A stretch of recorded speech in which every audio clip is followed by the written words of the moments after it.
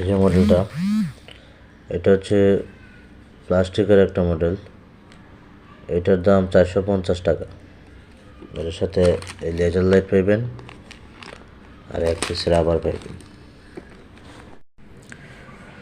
এই যে দেখেন, এগুলো হচ্ছে রাবার, প্রিসাইজ কোম্পানির rubber, original rubber, 80 rubber, made in China. এগুলো চামড়াগুলো হচ্ছে এরকম থাকে। এটা হচ্ছে 85 রাবার।